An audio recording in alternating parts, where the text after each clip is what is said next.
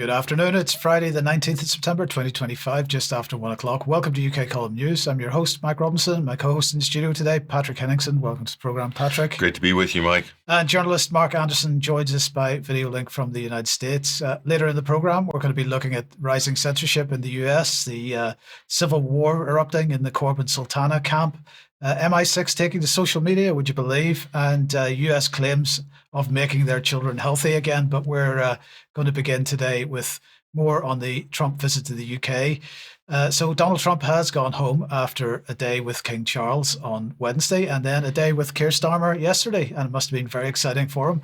Now, I'm going to apologise for doing this in advance, but let's begin with an impression of what happened on Wednesday at Windsor Castle, because this all happened after the news programme on Wednesday. Mr. President, Mrs. Trump, it is with great pleasure that my wife and I welcome you to Windsor Castle on this, your second state visit to the United Kingdom. This unique and important occasion reflects the enduring bond between our two great nations, anchored by the deep friendship between our people. This relationship, which with good reason, we and our predecessors have long called special, has made us safer and stronger through the generations. Your Majesty, Melania and I are deeply grateful to you and Queen Camilla for your extraordinary graciousness. And to William and Kate, thank you so much. It's been so great being with you today. Thank you very much. Appreciate it. It's a singular privilege to be the first American president welcomed here. And if you think about it, it's a lot of presidents, and this was the second state visit, and that's the first, and maybe that's going to be the last time. I hope it is, actually. But this is truly one of the highest honors of my life. So it's the highest honor of his life. You said the last state visit. I hope he doesn't mean for future U.S. presidents or just for him. I wasn't sure. With Donald, you never know. No, I know that. But anyway, as I say, notably absent from that dinner, by the way, was Prince Andrew. I wonder why. But Trump then, of course, moved to Chequers yesterday. And there was a press conference held at the end of the day. They emphasized the special relationship between Britain and the United States. They presented a apparently united front on Ukraine. And they also on war more generally, actually. And Trump said he felt really let down, Patrick, by Vladimir Putin, particularly in regard to the war in Ukraine. Trump had expected, he said, the conflict to be easier to resolve given his past relations with Putin. And then Starmer said that the UK is leading on encouraging stronger pressure on Russia, in other words, keeping the war going as fast as they can or as much as they can. Trump urged Starmer to use strong measures to curb irregular migration. And he even went as far as to suggesting deploying the military on the beaches. It was, other than that, the usual nonsense. But towards the end of the press conference, there was, of course, a Q&A, and a Sky journalist asked, well, about the elephant in the room. Let's just listen to this. Finally, if I may, the elephant in the room, Lord Mandelson, he is no longer the ambassador. Do you have some sympathy with him that he lost his job over historic links to Jeffrey Epstein? Thank you very much, sir. I don't know him, actually. I had heard that, and I think maybe the Prime Minister would be better speaking of that. That was a choice that he made, and I don't know. What is your answer to that? Well, I mean, it's very straightforward. Some information came to light last week which wasn't available when he was appointed, and I made a decision about it, and that's very clear. On the question of the pressure on Putin and So basically, they couldn't change the subject quick enough, Patrick. Starmer looked very uncomfortable when Trump punted to him on the Mandelson question. Trump likes to do that. He likes to punt when he doesn't know what to say. And Starmer got caught off guard there. Absolutely.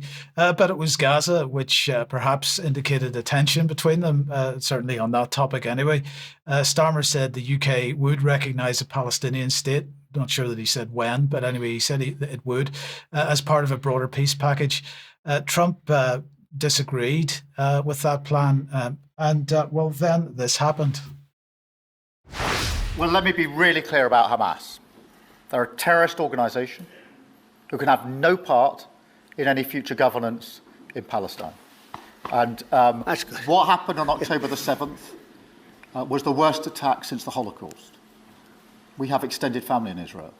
I understand firsthand the psychological impact that had across Israel.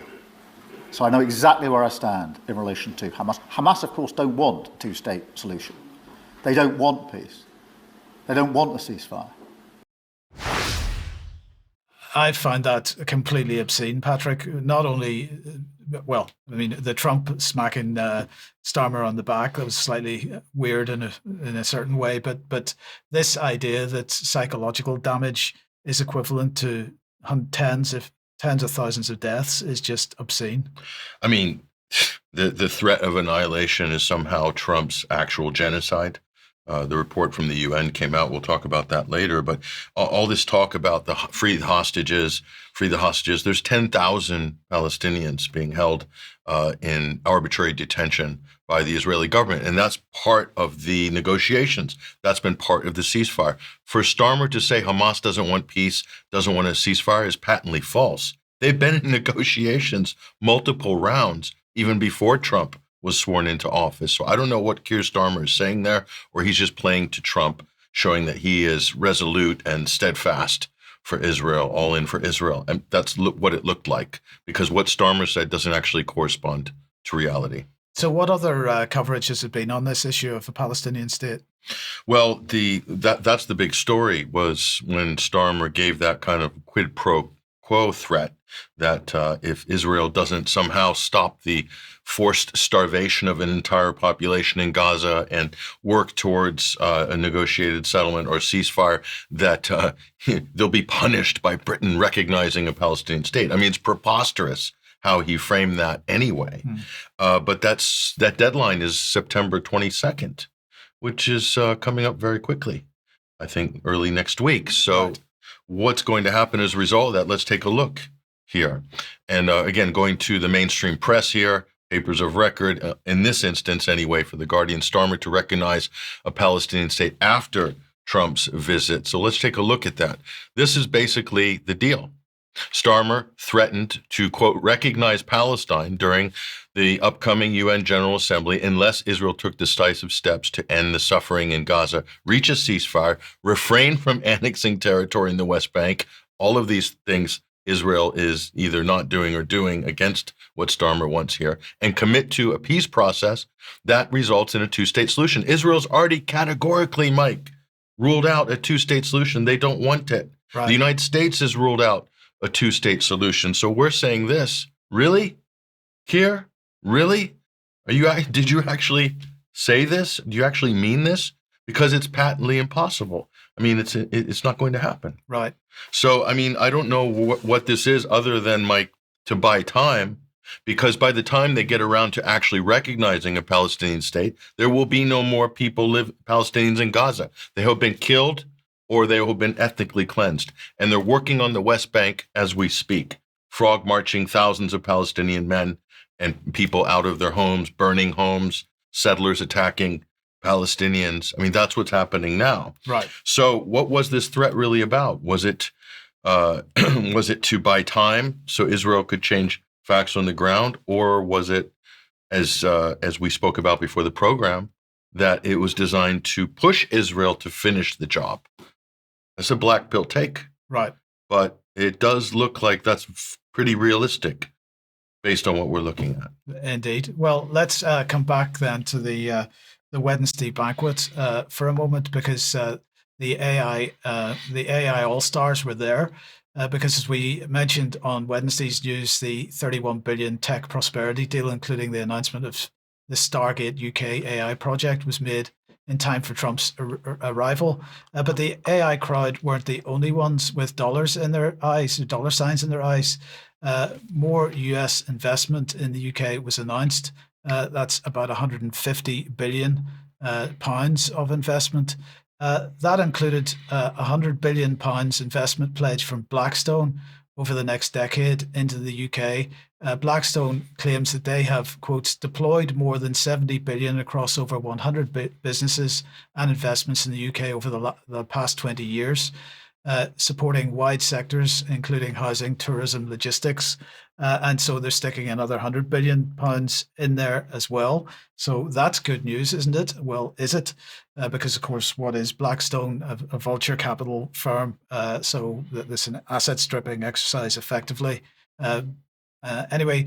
But just quickly, Mike, they're one of those large giant funds and firms that's buying up housing, right? That's right, yeah. In the UK, in America, and around Europe. So a certain percentage of people at some point will end up having Blackstone as their landlord. Absolutely.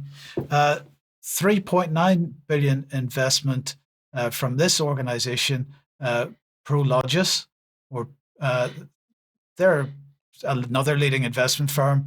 This is apparently going to strengthen its investment in Cambridge Biomedical Campus and major upgrade of the Daventry International Rail Freight Terminal. All great stuff. This is, of course, supporting the growth in life sciences, which is something that both the Tories and the Labour Party have been absolutely determined to progress with. Life science, translated, means big pharma. Big pharma, but it also means genomics, specifically genomics research and so on. So that's that.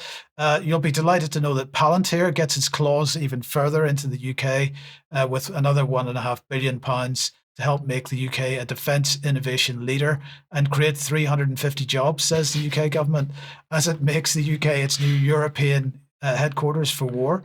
The deal was signed by Secretary of State for War John Healey, as you can see on screen there at the moment.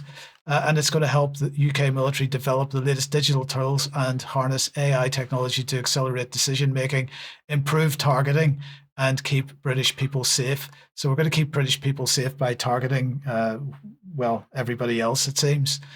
And they say that some of these new capabilities will support development of what's known as the kill chain, whereby military planners fuse a wide range of information and data sources from open source and military platforms to provide military commanders with faster options for attacking an enemy target.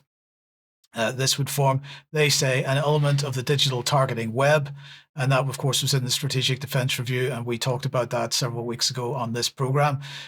So, when we're talking about the targeting of Palestinians in Doha or anywhere else, my question is, who's providing Israel with the targeting information? I think Britain has a part to play in that. Well, the targeting of journalists in their homes using like the Knock Knock or Daddy's Home AI-driven apps that the IDF using to target journalists and their families. 350 jobs. Yeah, that's impressive, isn't it? A real shot of adrenaline to the economy. I'm looking forward to that. Yeah, indeed. Let's quickly move on. 150 million investment, from American company Amentum, creating more than 3,000 jobs this time in Glasgow and Warrington, and also across the Midlands. Boeing is going to convert 2 737 aircraft in Birmingham for the US Air Force, so that's an impressive deal as well. This is the first US Air Force aircraft built in the UK for over 50 years, so that's 150 jobs. And US engineering firm Stax is another 37 million to expand their UK operations. And of course, that's all net zero and emissions reductions and so on. So, what can we say? Major funding into UK-based research and development startups. It's all about they say about accelerating, because it's all accelerationism at work here, accelerating growth in biotech, AI, and advanced manufacturing. So there we go. What can we say about that? Fantastic stuff. So all the great deals coming to the UK, supposedly. Yes. So, interesting. But that takes us then, if we're talking about, we were talking about Ukraine a second ago, in that sort of part of the world, there's more going on. Well, it's interesting, the exchange between Starmer and Trump. We've always said that Britain's always been there to discipline Washington, to make sure they're on track, continuing to escalate against Russia. Right. Certainly that's the dynamic, the attitude we see between Starmer and Trump. Yes. But, the new front might be opening up in this that will probably drag the United States back in a bigger way, and that is Moldova. We'll bring this up on screen here. Next stop, Moldova. That's a legitimate question there. And if we look at this is a report at 21stcenturywire.com. Go in and have a look at this. Some interesting data has been leaked, which was reported by a Turkish website, the Dik Gazette, and also by the Ukrainian journalist as well, Panchenko, who basically put out a lot of this information on her X account. And this is one of the things we're looking at here, Mike. State visit by Maia Sandu. She is the pro-Western, pro-NATO, pro-EU president of Moldova. So this was only in, I believe, at the end of July. And there she is meeting with King Charles there. So the implication here, Mike, is that, and again, here, French legionnaires, this is in the leaks of Moldovan and Transnistrian or origin being shortlisted for special operations, potential false flag in Transnistria to draw the Ukraine in to create a new front for this conflict. If that happens, you know what's going, everyone, the global community, France, Britain are going to go to Trump and say, more weapons and cash for Zelensky. Look, the Russians are hitting us from Transnistria. That's how it's going to go. So they're looking at destabilizing Moldova and the breakaway pro-Russian enclave of Transnistria in order to start a new front in this proxy war, but really to drum up media interest. This is also going to make an emergency for Romania as well, which is bordering Moldova. So you can see they still believe they have life left in this conflict beyond the current front lines in Ukraine. So we're telling people to pay close attention because there are plans afoot led by France, with the UK, Germany also, and Brussels involved, but led by France to fire up Moldova and Transnistria. And that is extremely concerning. They're dying to get some ability to claim Russian attack on outside of the borders of Ukraine itself. They're absolutely dying to do that. Another threat to Europe, yes, basically. Yes. Okay. Well, just very briefly, Mark, if I welcome you to the program, what are your thoughts on what we've just been discussing and this fantastic second state visit by Trump? Well, certainly the two-state solution is something that is probably going to be in the rearview mirror permanently. In other words, all that talk of a two-state solution is essentially impossible. The destruction evidently is too great. And for Starmer to talk about a two-state solution, even though at the same time he was harping about things that made it sound like he would be against such a thing, it's amazing the unreality that's being embraced here as they talk about a two-state solution. I mean, how would that even be done anymore, given what's happened in the last year or so? And so they've went from, being unrealistic to sheer fantasy in terms of declaring that they want a two-state solution, because I really don't think such a thing would even be desirable. I mean, if you take it to the brass tacks, that was Palestine. And through the Balfour Declaration, it was overthrown and became what we know as Israel. So a two-state solution, while it's probably physically impossible and politically unrealistic, is really not even enough if you look at the range and the scope of the injustice that's happened over the decades. Absolutely. It would require much more than a two-state solution to compensate for what happened to Palestine, in my opinion. Yeah, absolutely. Okay, thank you for that. Now, let's move on then. If you like what the UK column does, you'd like to support us, the options are available. If you hit the button on the front page of the UK column website, we do need your ongoing support. And if you can't support us financially, then please at least support us by sharing our material and helping us deal with the censorship regime. Everybody that is contributing in some way, we give you huge thanks because it is vastly appreciated. Now, another reminder that we've got an event coming up on the 18th of October, UK column on location. All the tickets are sold for that now, but it is still possible to watch on the live stream. So if you'd like to have a look and get a ticket for that, you'd be more than welcome for that as well. Now tonight, Jerm is back for one night. He's away in China at the moment, and he is speaking to Carl Za. He's got a little trailer here. Let's have a look at that. egg. It's a steamed egg. So what do you do with it? So you just drink it. Nobody cares if it's a private conversation. It's just like this. It's a private conversation. Nobody cares. They are worried that American internet platform will be used for will be weaponized for sabotage. This is how you get a reality TV shows as a president of the United States. We're in Shanghai. Is this Eminem playing? That's Eminem playing. We're listening to Eminem. Yeah, in Shanghai. Yeah. Feeds into what you were saying earlier about the censorship not necessarily being about trying to stop Western influence. Exactly. So for that full conversation, 7:00 tonight on the live stream, join us for that and hope to see you there.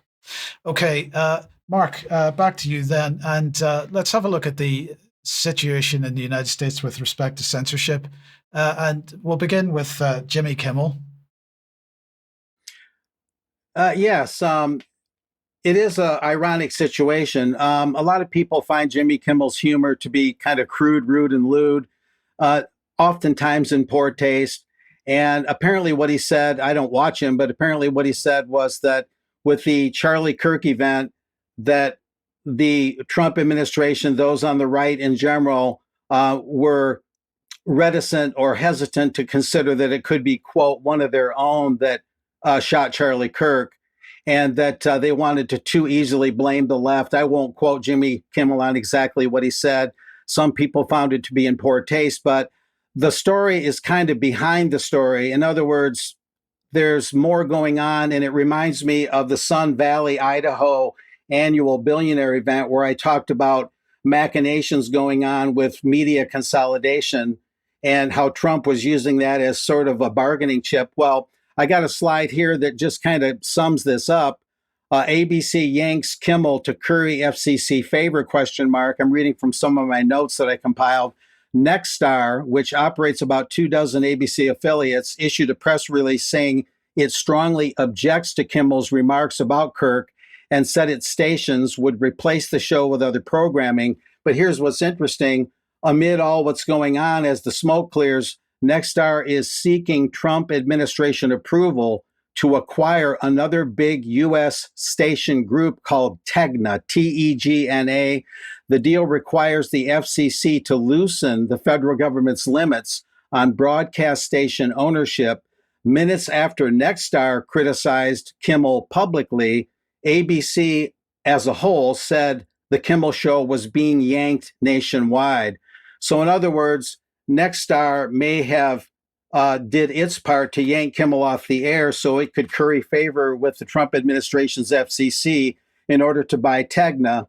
And once again, as when I reported about Sun Valley, these media consolidations that the Trump administration seems to either favor or not strongly object kind of goes against the grain of criticizing the fake news, because the FCC's real job is not to so much look at content, not to take someone off the air because they disagree with what he or she said. Their real job is mainly to prevent consolidation, to prevent any one interest from owning too much media. In other words, to reduce ownership concentration like that and centralization.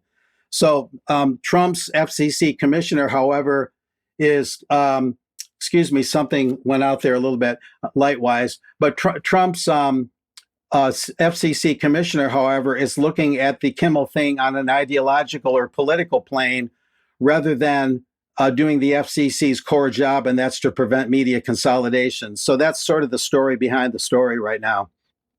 Thank you, Mark. But sticking with this issue, what's been going on around the whole Charlie Kirk thing? Well, just continuing with the fallout from the Charlie Kirk shooting and the political fallout from that, it's interesting how this is developing. And we'll bring on screen here. That's the Attorney General for Donald Trump, Pam Bondi. And there's Charlie Kirk in the background. So AG, Pam Bondi's confusion over hate speech and free speech seems to be a problem here. It wasn't that long ago that conservatives and the right were screaming and frothing at the mouth about the radical left and left authoritarianism, cancel culture, enforcing hate speech. This is the worst thing ever. And all of a sudden, now MAGA becomes AOC. It's absolutely incredible. Here is Pam Bondi from her own words. Speech, and then there's hate speech. And there is no place, especially now, especially after what happened to Charlie, in our society. Do you see more law enforcement going after these groups who are using hate speech and putting cuffs on people so we show them that some action is better than no action? We will absolutely target you, go after you if you are targeting anyone with hate speech, anything. And that's across the aisle. That is just incredible. That degree of attempted limitation on. I mean, where's the First Amendment in all this? From the country's top law enforcement official, right? Doesn't actually understand or has read the Constitution. At least it appears that way. But let's look at how this is basically playing out. Here is Pam Bondi, and just to get the statement that she made there's free speech and then there's hate speech, and there's no place, especially now, especially after what happened to Charlie, in our society. It's all very arbitrary and very vague, and that's the problem with hate speech. This is the Free Speech Center. It's one of the few universities in America, Middle Tennessee State University, that has a specialist department on this very issue. And this is what they say. This is, to put it bluntly, absolutely false. So-called hate speech is free speech. That is the whole point of the First Amendment. So Pam Bondi here get it absolutely incorrect, wrong. She gets an F on her Constitutional 101 class on this. So, and listen, don't take our word for it. This is what Charlie Kirk said in 2020. Is that even hate speech should be completely and totally allowed in our country.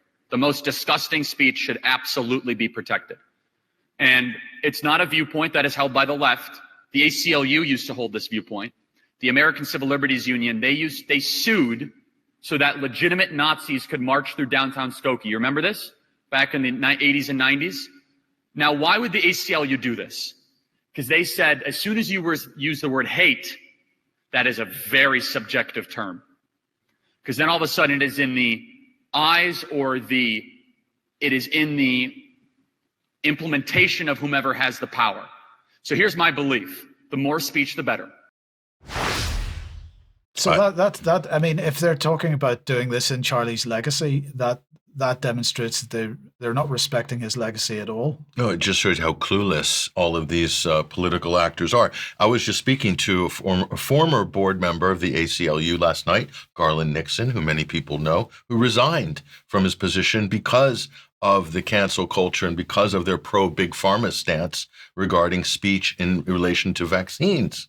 So there's people of principle on the old left that would actually follow the Constitution. That's what the ACLU used to do.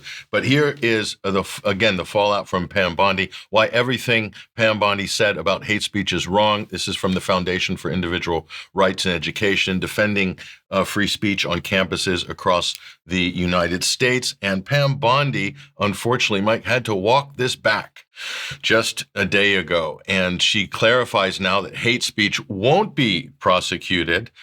Let's get clarification on that from the Attorney General.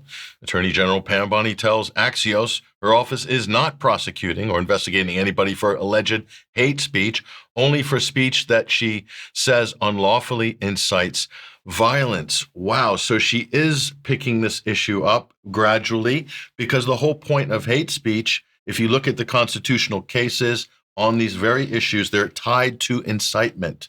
So the law states very specifically there has to be a direct line to actual incitement or imminent incitement or violence as a result of the speech. If that cannot be shown at the time, then of course the government can't come in and prosecute, similar to yelling fire in a crowded theater here. So that's where that issue is at the moment, Mike. Now, Donald Trump has taken it to yet another level on this, just to extend this discussion. Here's what Trump has to say. And a woman, in many cases, women, you can see they're professional agitators. I had one the other night. I had 4 the other night, all in one group, total phonies. I started to scream when I got into a restaurant, oh, something with Palestine. And I said, well, I'm doing a great job for peace in the Middle East. I should get lots of awards for that, right? With the Abraham Accords and everything else. But a woman just stood up and started screaming. And she got booed out of the place, too. The people, there were a lot of people in the restaurant. I went there to show how safe, and it was safe. I mean, the woman is just a mouthpiece. All she was a paid agitator. And you have a lot of them. And I've asked Pam to look into that in terms of RICO, bringing RICO cases against the criminal RICO, because they should be put in jail. What they're doing to this country is really subversive. So for us Brits, what are RICO cases?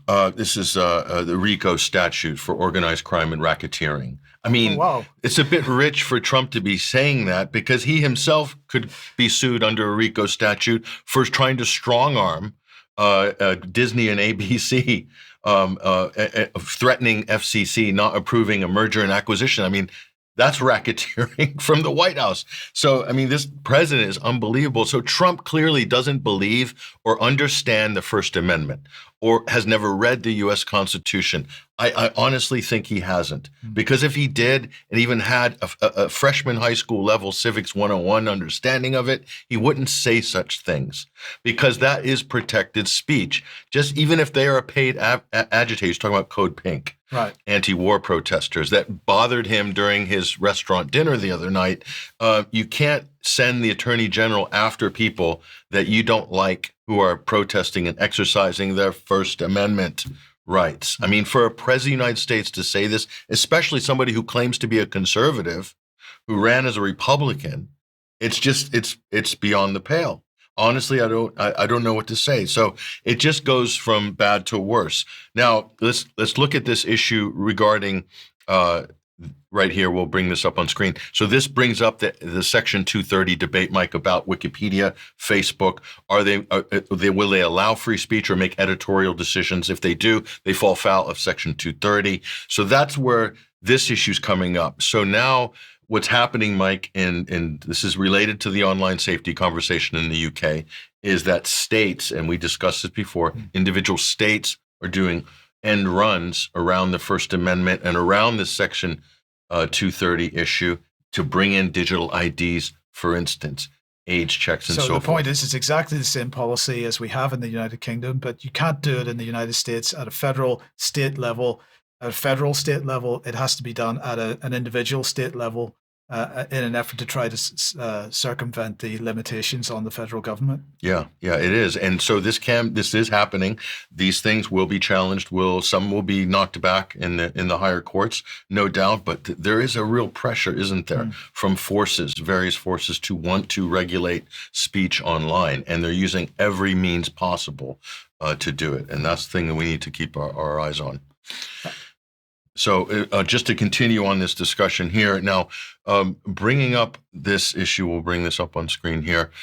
This went onto the gray zone, which was Max Blumenthal and Anya Parampil penned this story here, basically saying that Charlie Kirk, according to a source, offered to fund Turning Point USA. Kirk refused to take a trip to Israel, which Netanyahu was asking for.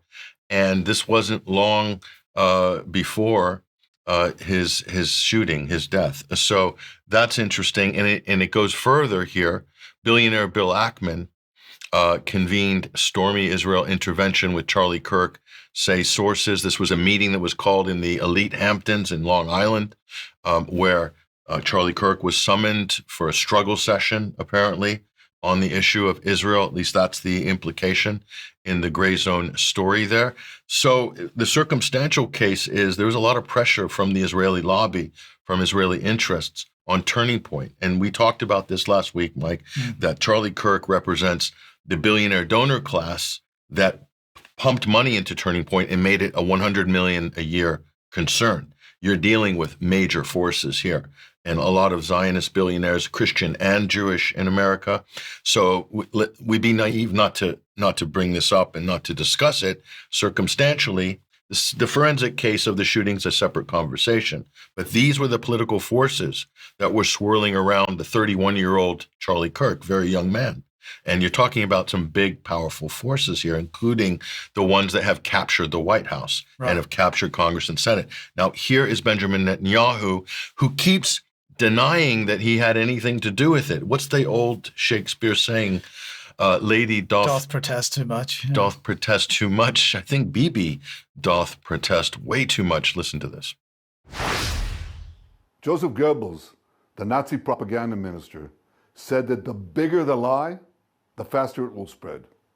Well, somebody has fabricated a monstrous big lie that Israel had something to do with Charlie Kirk's horrific murder. This is insane. It is false. It is outrageous. Charlie Kirk was a giant, a once-in-a-century talent who defended freedom, defended America, defended our common Judeo-Christian civilization. Charlie loved Israel. He loved the Jewish people. He told me so in a letter that he sent me just a few months ago. One of my greatest joys as a Christian, he said, is advocating for Israel and forming alliances with Jews to protect Judeo-Christian civilization. He encouraged me to make the case directly to the American people about how vital Israel is to U.S. national security. He told me, the Holy Land is so important to my life, it pains me to see support for Israel slip away. Now, if Charlie disagreed with a policy of mine or a decision here and there, not only did I not mind, I welcomed it. This is the essence of Charlie. This is the essence of a free country. It's exactly what Charlie stood for. And I knew that his suggestions always came from the heart, from his love for Israel and from his love for the Jewish people. A few weeks before his death, I spoke to Charlie. I invited him to visit Israel again. And sadly, that won't happen. Now some are peddling these disgusting rumors, perhaps out of obsession, perhaps with Qatari funding. What I do know is this: Charlie Kirk was a great man, and a great man deserves honor, not lies. Rest in peace, Charlie Kirk. May your memory be a blessing. So he's implying that the gray zone are funded by Qatar, which is completely not true. And it used to be Judeo-Christian values, but now it's Judeo-Christian civilization. This is a new upgrade to that talking point. I wasn't briefed on that, but thank you, Bibi, for that. Now, Bibi misquoted Joseph Goebbels. Let's bring the man himself up on screen here. We'll bring this up on screen. There he is. Hitler's infamous propaganda minister, Joseph Goebbels. There's the actual quote.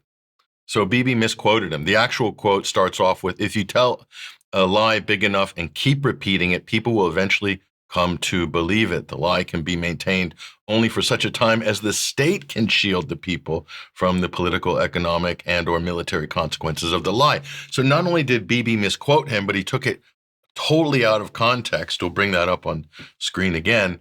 And, you know, we shouldn't be too hard here because clearly both men are passionate about their propaganda, and that is the bottom line. Back to you, Mike. Yes, thank you, Patrick. Let us come back to the UK then. And, a little less than a week ago, Craig Murray published this article, It's Your Party, and I'll Cry If I Want To. Now, in it, he argues that the newly formed Your Party, led by Jeremy Corbyn and Zara Sultana, risks becoming undemocratic. He and many others supporting the project assumed that it would adopt one member, one vote democracy with major decisions on policy and leadership and so on made by all members, ideally via online mechanisms. Instead, the party's leadership, he said, is structuring to limit that democratic control. He said, as I say, this is almost a week ago now, he said, as of now, there are many people who have signed up, but they have no formal membership rights, no say in administration, no vote in elections, no transparency over how money is spent or who is employed. He talks about local founding meetings being held by selective invitation, also by small parties or union groups rather than open to all who signed up. And he talks about the planned founding conference in November, which he says will be delegate-based and self-selecting, and that ordinary supporters won't be able to simply stand as delegates. And he says that the methods used, splitting into working groups, moderated by pre-chosen individuals, minimizing or avoiding votes and debate, are designed to ensure control remains with a small cadre. And he talks about taking part at the Occupy meetings in St. Paul's, and seeing the same tactics there, tactics that you and I both saw at St. Paul's as well. So he, at the end of this article, issues a call to action. He says that supporters should demand immediate opening of formal membership and insist on democratic delegate selection. And he said that people should be pressing for one member, one vote elections for all major positions and ensuring policy decisions are voted on properly to resist manipulative meeting formats. And he believes that unless this happens, your party will mirror the centralized top-down political culture that it says that it wants to replace. So that was a week ago. And well, yesterday, all hell broke loose, Patrick. So a few days later, Zara Sultana seems to have taken what Craig Murray wrote to heart. And she apparently unilaterally set up a membership website for the party and then spent yesterday morning asking people to sign up on X and other platforms. Now, apparently more than 20,000 people signed up at £55 a pop, and up to the point that Corbyn stepped in, claiming that the membership site was unauthorised. Her statement then is on screen because she posted this to X. She said, "My sole motivation has been to safeguard the grassroots movement that is essential to building this party. Unfortunately, I've been subjected to what can only be described as a sexist boys' club. I've been treated appallingly and excluded completely. They've refused to allow any other woman with voting rights on the working group blocking gender balance committee that both Jeremy and I signed up to." And she said that the membership site was in line with the roadmap set out to members on Monday and is a safe, secure, legitimate portal for the party. So, but I do wonder, Patrick, how much of this is just the latest expression of infighting that began with the Beautiful Days Festival and her public statement of being an anti-Zionist. Yeah, and also repudiating the IHRA definition of anti-Semitism, the thing that sunk Jeremy Corbyn and his leadership and ultimately got him kicked out of his own party that he served his whole career for. But it's interesting, Mike, the sortition model coming under criticism here. Yes. When done to scale at big national party levels, it's rife for hijacking, isn't it? Absolutely. For steering. And next thing you know, especially the way it's compartmentalized is exactly what Craig Murray is describing here. Hugely problematic. It certainly is. It's certainly what Ben Rubin's been warning about. We've been talking about it as well. It is hugely problematic. But let's move back to international affairs and the UN Commission. What's it been up to? Well, the report that's come out is completely without any real challenge in terms of the data here. Israel, according to the UN Commission, is guilty of genocide, has failed to prevent genocide, has enacted genocide against the native Palestinian population here. We've got all the details up here on this post, as well as all of the documents and the support links for this. So if you want to see what's in this report, what it means, and be able to click through the links, as well as the embedded document itself, it's there at 21stcenturywire.com, Mike. But it's important that we take a look at the current situation right now, which is happening in Gaza here. More than 250,000 have been displaced from Gaza in the past month. I think that's a low estimate here, but this is according to UN official figures here. Tens of thousands more fleeing makeshift homes. And here is the bottom line. Israel themselves, the Israelis claim that Gaza City is a Hamas stronghold and that 450,000 civilians have left. So we'll on that issue of how this is being framed in propaganda, let's take a look at this report from ABC News. This pretty much is in a nutshell how the U.S. media, mainstream media, is covering this, and it's absolutely appalling. Let's listen. The Israeli military says its forces are expanding their activities in Gaza City. Hundreds of thousands of people are being forced from their homes, and most have nowhere to go. ABC's foreign correspondent Tom Soufi-Burridge is in Tel Aviv and just spoke to a spokesperson from the IDF. Tom, what are they telling you? Yeah, they pushed back on a number of things. I challenged them on the evidence that they've got that Hamas is using all of those high-rise buildings in Gaza, which we've seen demolished by the IDF, blown up. The IDF spokesperson basically said that they have intel. He wouldn't publish, or they won't publish any of that intel. but he suggested that Hamas is using some of those buildings as lookout points, basically, onto areas of Gaza City where the IDF is operating. I also challenged them about this video of this young girl being pulled from the rubble, which, does speak volumes, I think, about, the human toll in the war.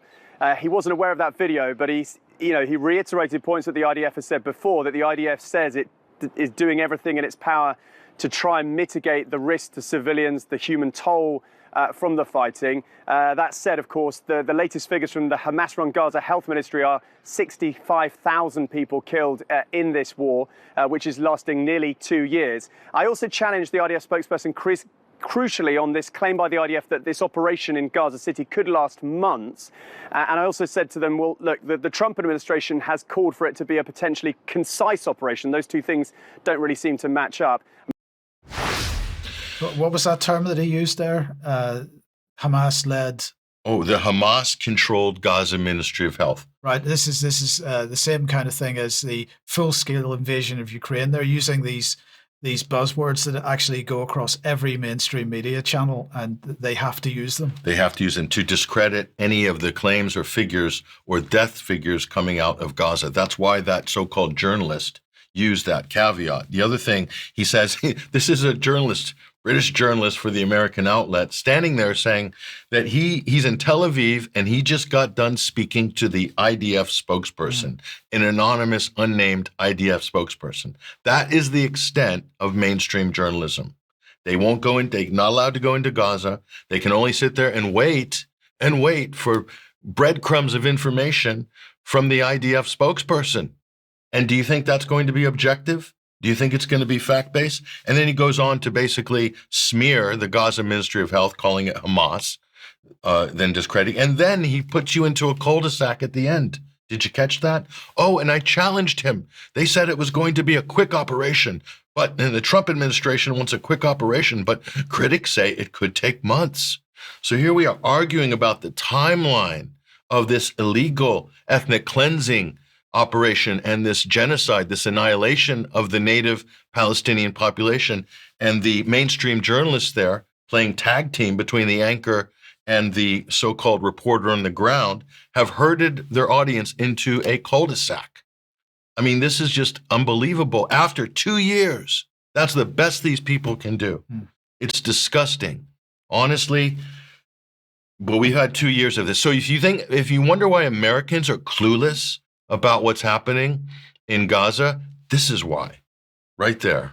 So anyway, but let's take a look here at this timeline here. Look at this. We'll take a look. So this is March 2025. You can see there's the large yellow box in the middle. Those are tents, okay? But it changes over time. Let's take a look at that. So there are tents in March right here, and then no tents because that's been bombed. That's August 2025, and that's September 2025, further destroyed. So it's on a loop right now. So you can see the changes, Mike, here.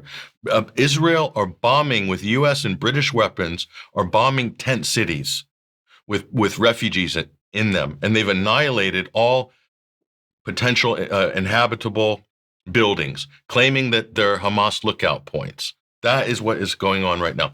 And so while all this is going on here is the Israeli minister, Smotrich, Bezalel Smotrich. Gaza is a potential real estate bonanza. Israel talking with the U.S. about dividing it up. They're talking about this openly.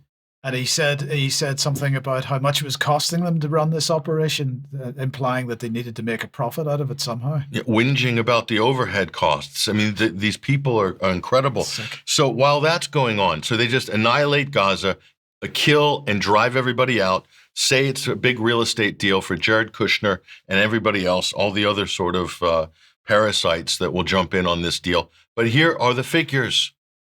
Okay, this is Middle East Monitor. This is a academic study done by Dr. Gideon Polia and Professor Richard Hill, and they have calculated the death toll since October 7th, okay? Not just dead from direct munitions, but also excess deaths as a result of health, starvation, dysentery, injuries, and so forth. 680,000 dead. 680,000 dead. How high does this number have to go before it raises some kind of an alarm or an ethical alarm for the British Prime Minister, Keir Starmer, who only can comment about how terrible Hamas was on October 7th, but nothing about the 680,000 dead. That's not a Hamas study. That's a Western academic study. So when the numbers really come out in the end, and this is what they're trying to suppress, this is what the Israelis, the Americans, the British, the Europeans are trying to suppress the true death numbers in Gaza, people missing or dead and total casualties. It's happening, folks. They're in the final stages right now. So while we're all following Charlie Kirk and whatever the other drama is, or the state visit in the UK, Israel is right now pushing for what they call the final solution to the Palestinian problem. Wake up, people. Absolutely.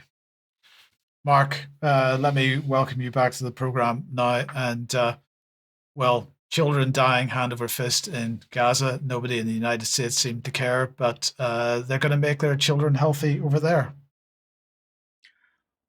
Well, this is going to be the test, guys, of RFK Jr. since his February 13 confirmation to be HHS secretary.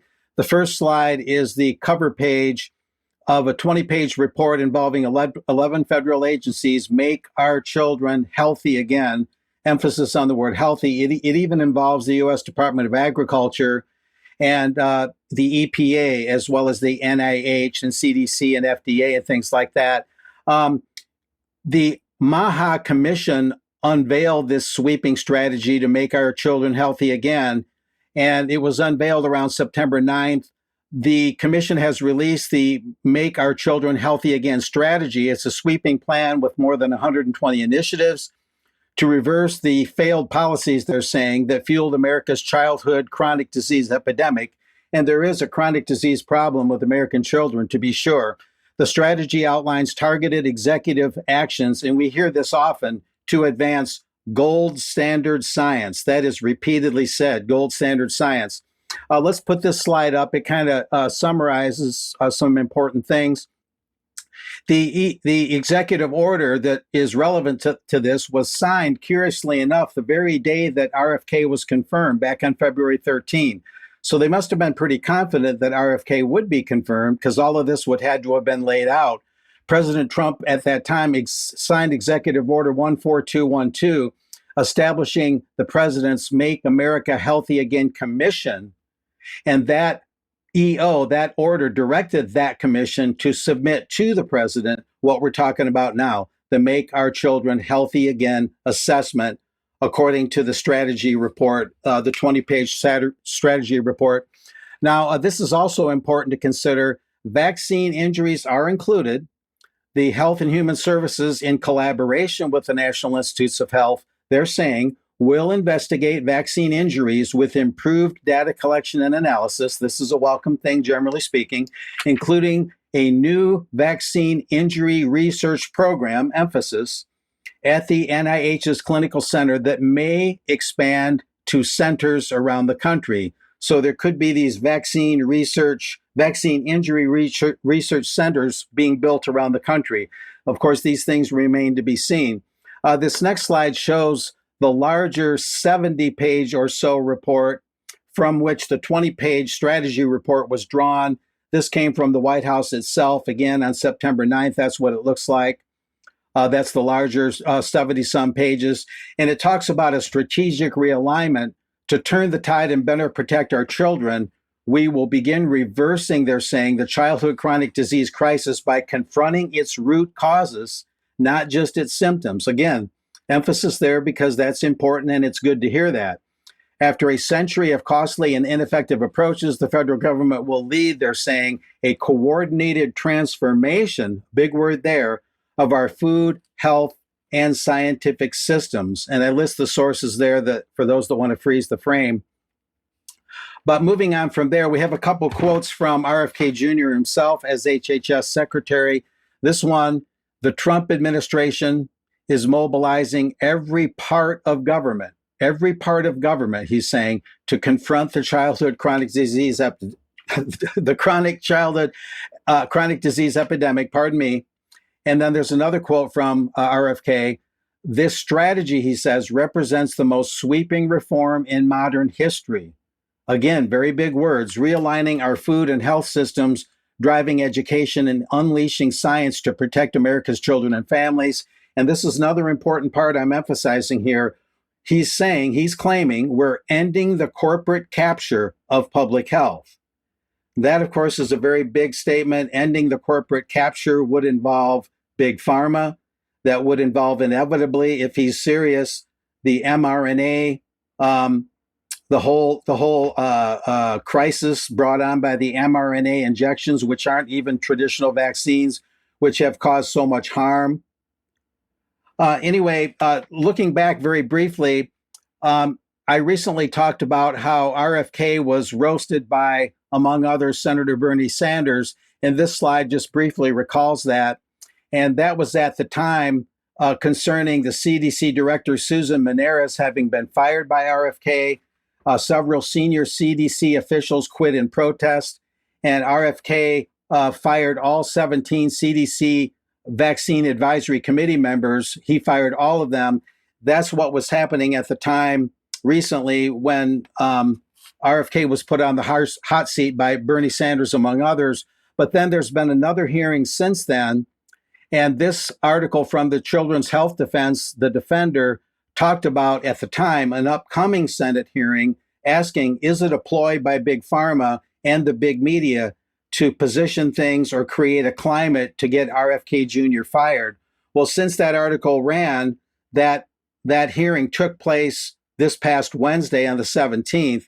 And this slide gives a summation of that. The chairman of the committee, Bill Cassidy, a Republican from Louisiana, he announced the hearing, and it initially did not have RFK on the hot seat. He hasn't been interviewed yet. That's coming up. The committee is continuing its work, but it's on, basically it's about restoring radical transparency at the CDC and protecting children's health. But apparently Susan Menares, the former CDC official that was fired, and a colleague of hers testified this past Wednesday, trying to shift all the blame to RFK, saying he's, taking the CDC apart in an improper way and trying to shift the focus off of them and onto RFK. So RFK is evidently going to be interviewed by that committee again. So he'll be on the hot seat again soon. But I'm looking at the overall report here, the 20-page report. And to summarize very quickly, they're also looking at the root causes of autism, although they don't mention vaccines explicitly involving the root causes of autism. They're looking at more limiting of fluoride in public water supplies. Vaccine injury, as I mentioned, is on the table. Air quality, another important one, microplastics and synthetics. Food, in other words, nutrition as medicine, not just eating better, but food being almost used in a medicinal sense. Gut microbiome research, where the microbiome, the floral bacteria in your digestive system, which is so crucial to your health, they're looking at that more closely. So there's a lot of very positive things in here in terms of the topics, in terms of the goals. The question is this is a very tall order. This is a very ambitious project. Will RFK and his HHS, will they have blanks in the chamber, or are they going to fire real bullets? And I'm just using a metaphor, and really go after big pharma control, really go after corporate control and make this happen, because there are a lot of good goals, but in the time frame they have and considering the scope of this thing, are they really going to be able to pull this off? Of course, many of us would support the idea of doing it, but can they and will they actually pull it off? Because it's a very tall order. So there's some good news here, but it's a big mountain to climb. So I'll leave it at that for now. Thank you, Mark. I'm going to say it's a shame that you even needed to qualify that statement by pointing out that it was a metaphor, but that's maybe a realization of the free speech situation that we're in these days. Look, let's finish with a light-hearted story in a sense, in one sense anyway. The Foreign Office put this tweet out yesterday. It's quite amusing. It features a video which is supposed to be, well, is it a humorous depiction? Let's have a look at the video itself here. A scenario involving MI6 delivering a declassified message to the Foreign Office. Now, the message, well, spoilers, you'll see it in a second. The message turns out to be an announcement about MI6 joining Instagram, and we've got to wonder about that. But MI5 joined Instagram in 2021 with the stated aim of showing exclusive views of life inside MI5 and to host questions and answers with intelligence officers. So the question is, has MI6 come in from the cold and joined the realms of reputation management? Is that what's going on? Well, maybe so, but not only for that purpose. It's also apparently about recruitment, particularly from abroad. So they seem to be struggling with recruitment at the moment because they've also launched a YouTube channel yesterday, and there's several videos on that. And these are all the same video, by the way. They're all posted in a bunch of different languages. I thought we might just briefly have a look at the English version of this. For over 100 years, the bedrock of MI6's work has been face-to-face. Now we can make those connections even more securely online using our upgraded dark web portal, Silent Courier. So if you have access to sensitive information relating to global instability or hostile intelligence activity, you can now contact MI6 and share this securely using Silent Courier.